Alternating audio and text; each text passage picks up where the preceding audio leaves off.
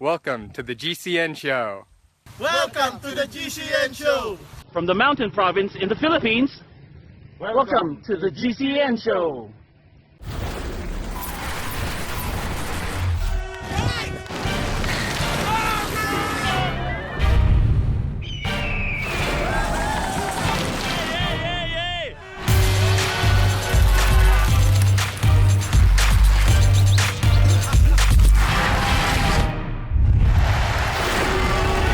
Welcome to the GCN Show. This week we pick out our cycling highlights from the Consumer Electronics Show in Vegas and try to see if we can't find the future of cycling tech. Plus, back in the real world, we've got roundups of all the national championships that took place at the weekend, both cyclocross and road. And of course, we've got all of your usual favourites, cycling shorts, hacks and bodges. Yeah, which may or may not include stuff that we've dug out from the Consumer Electronics Show. And which will not include this paper bike that's currently doing the rounds on Kickstarter. Will not include, but perhaps should, Tom. Is that a hack or a bodge? I think time will tell. I think rain might tell on that bike. The Consumer Electronics Show takes place every year in Las Vegas, and it's the place for tech brands to launch their new products. Until very recently, this would have been of pretty much no consequence for us as cyclists, but at CES this year, the show was awash with smart bike tech. Yeah, smart bikes, smart helmets, smart backpacks, even smart indoor trainers for children. There was so much smart, in fact, that we thought we would have to just pick out our highlights and then try and work out what this means for the future of cycling. But if we take it a step back, what does smart actually mean? Well, basically, smart tech is tech that has IT in it and that communicates. So in cycling, you might communicate with your mobile phone, it might communicate with your computer, or it might communicate directly with the internet. And we're already pretty familiar with this sort of tech with things like power meters and GPS units too. But what does it take for a bike to be truly smart? Well, for that to happen, this tech needs to be integrated into the bike. Take the SpeedX Unicorn, for example, which has, we hear, the first ever fully integrated power meter in a production road bike. Yeah, and that is actually now available for pre-order on Kickstarter. But will this change your cycling? No.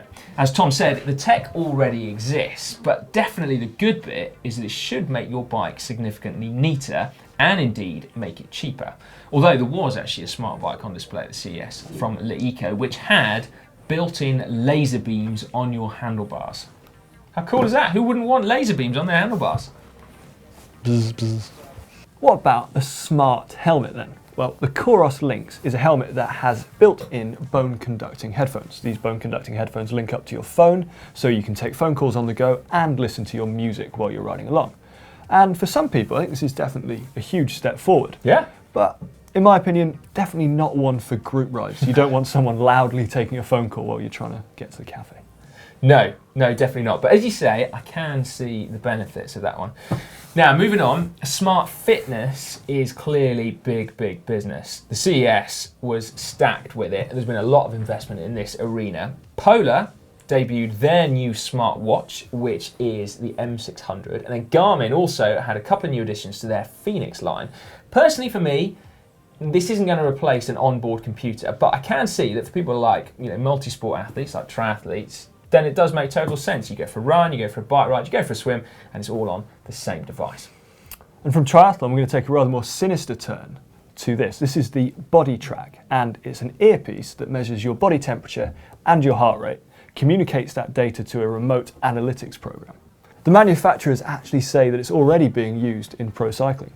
And I wonder what team that might be. Yeah, I can imagine, Tom. It could well be the same team that may be interested in this. It's a new wristband from PK Vitality, and it measures blood lactate and glucose levels on the go, which, to be fair, could take training to a whole new level. You heard it here first. Blood lactate is the new power. Finally, Fisher-Price unveiled at CES a new exercise bike for 3-year-olds. Of course, it's the Smart Exercise Trike, and it even comes with its own Zwift-like equivalent. I don't know what to say about that, Tom.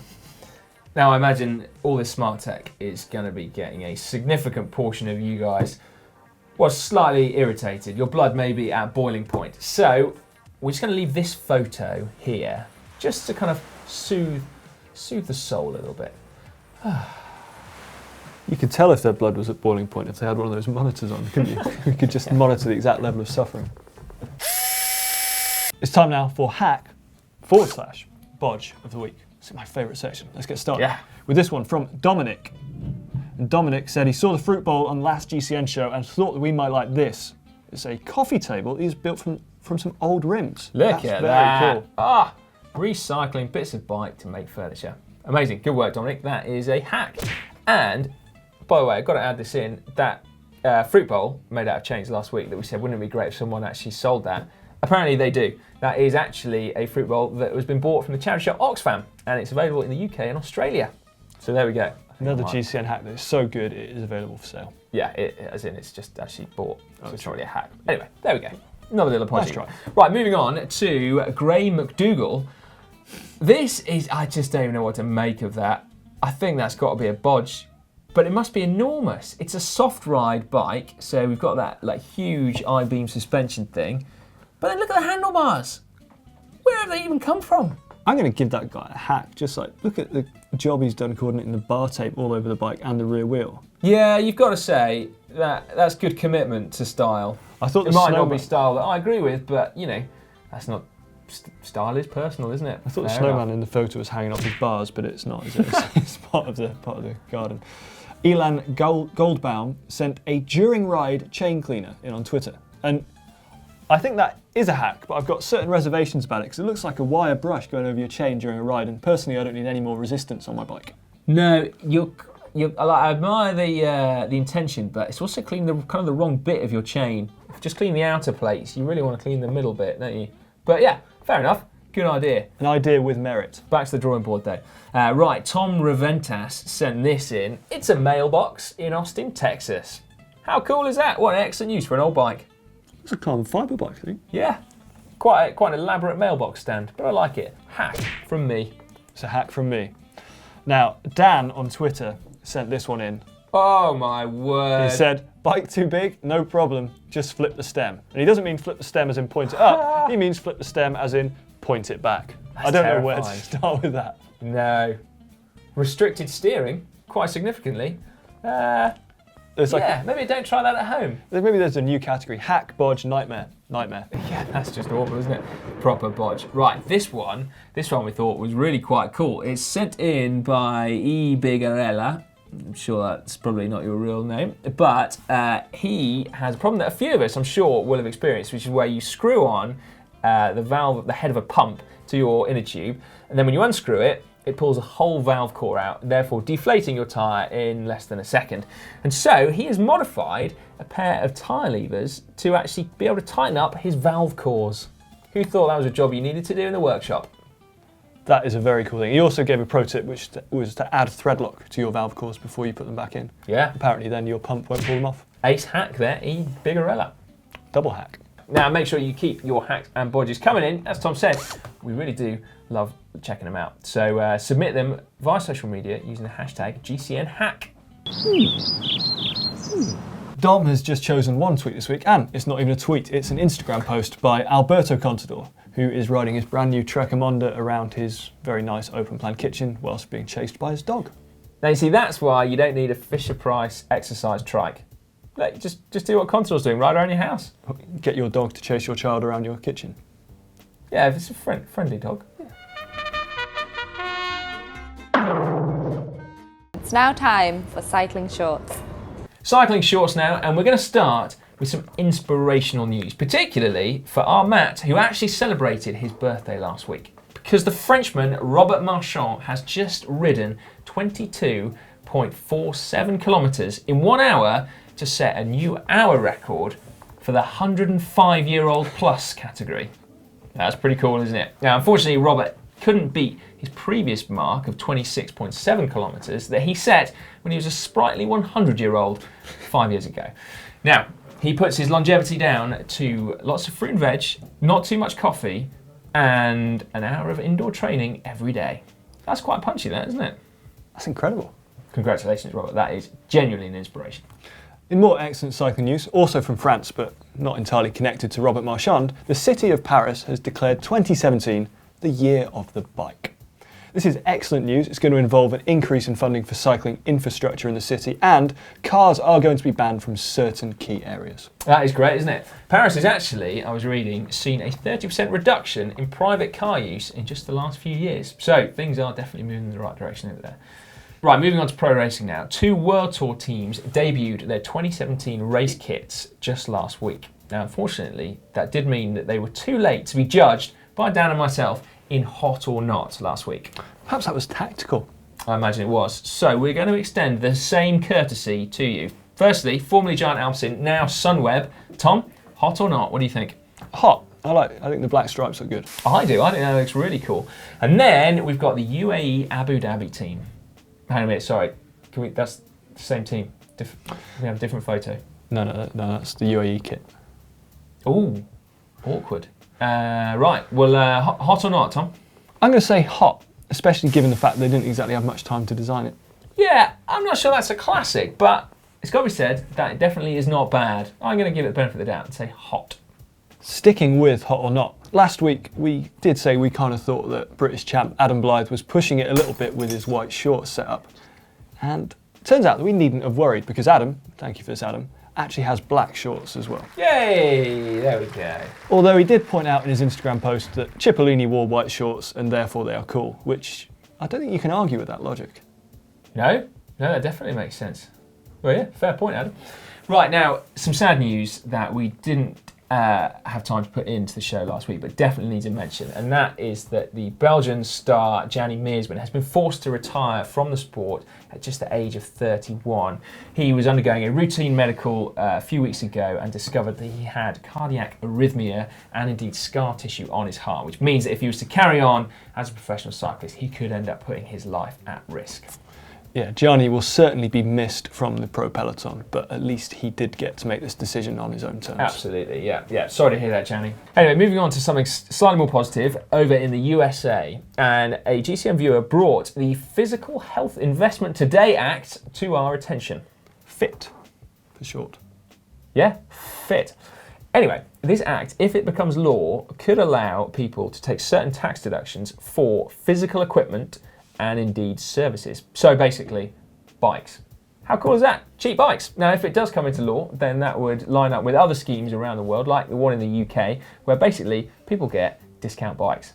How amazing is that? I think that's wicked. That is very cool. One American who may not need to take advantage of that act because he's already got a very nice bike is the star of this week's tenuous cycling celebrity. Good segue, mate.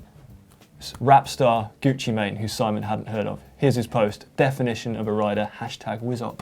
Yeah, it's not that tenuous because I appreciate he is a big star.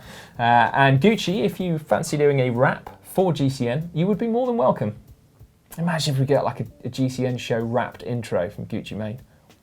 That'd be cool. I mean, I didn't know who he was, but I do now.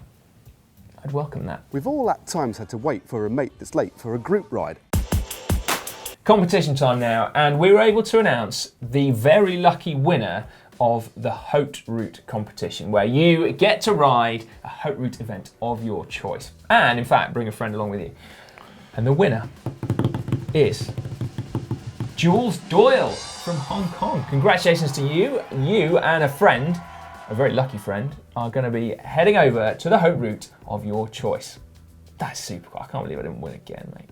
If you know Jules, you better, maybe take him out for dinner. Yeah, Make definitely sure you start being nice. Make sure you get the coffees in next time you're out for a ride with him. Congratulations, Jules. That's going to be an awesome prize. Maybe I can find out who Jules is.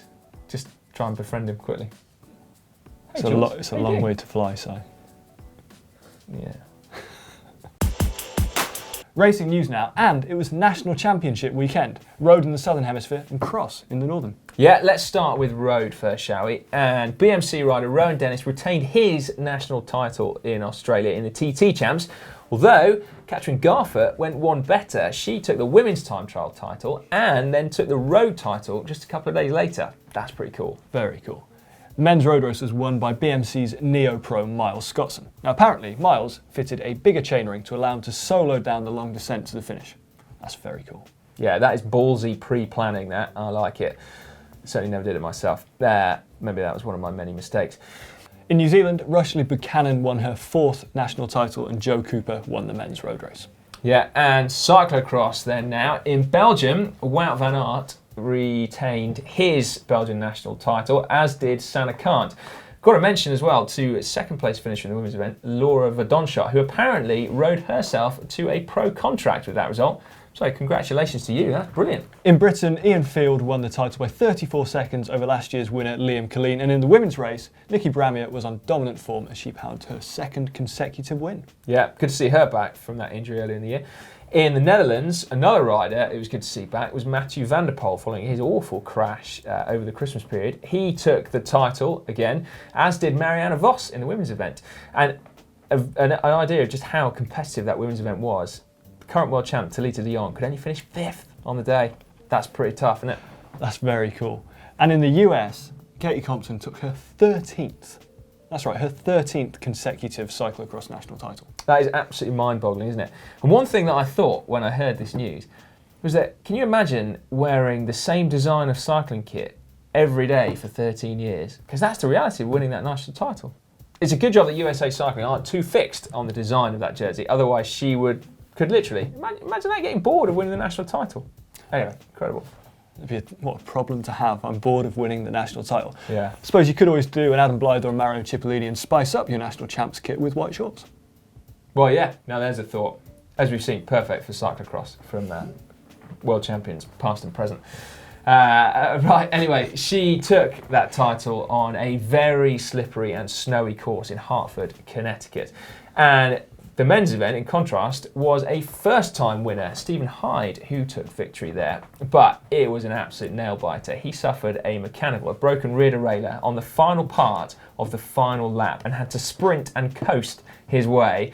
And it wasn't relaxed coasting by any stretch of the imagination, because second-place finisher Jamie Driscoll was just 2 seconds back on the line, which is just brutal. That's the stuff of nightmares, isn't it? Yeah, anyway, congratulations to all.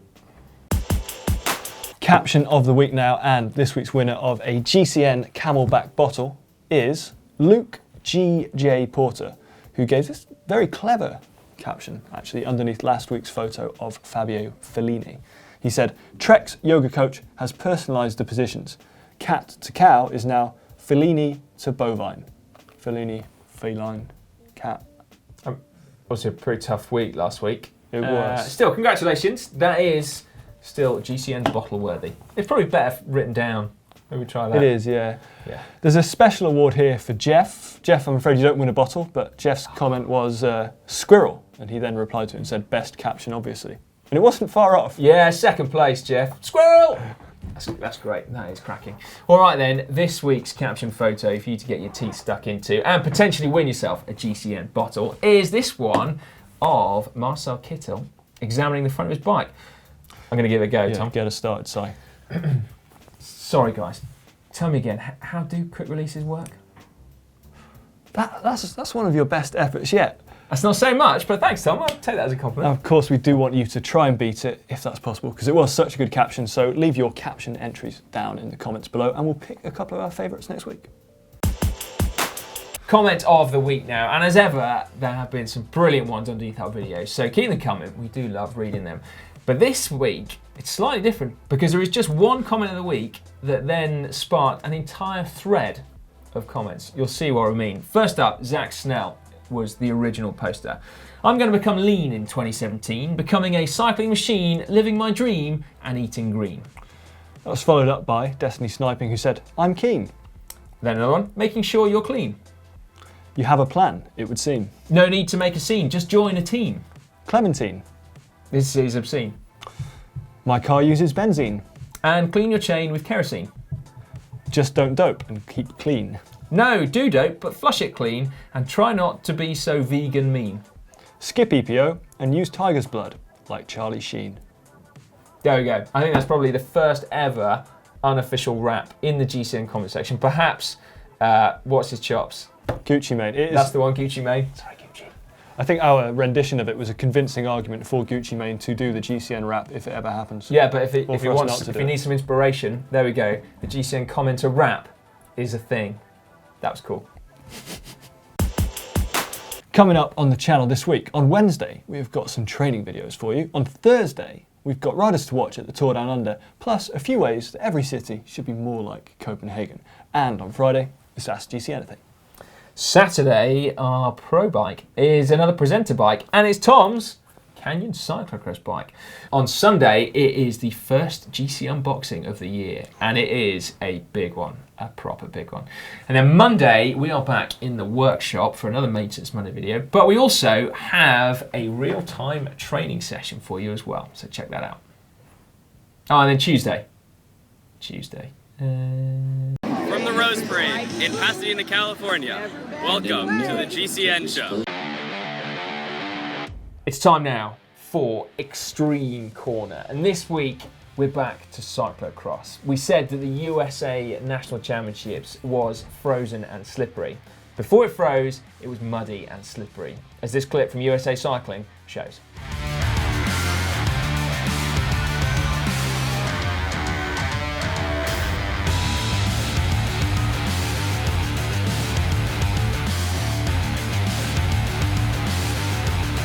Oh, that's pretty good, isn't it? I like that a lot. Some serious style points going on there. Yeah, and you know you've got it right if you're overtaking people whilst you're on your ass.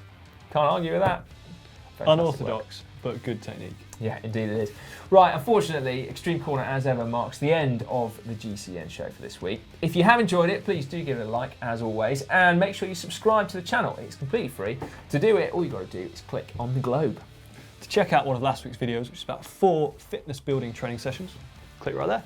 Yeah, or if you can't wait till Lasty's presenter bike for this week, then you could watch mine from last week, which is my new Orbea Orca. I do love that bike. Yeah, it is.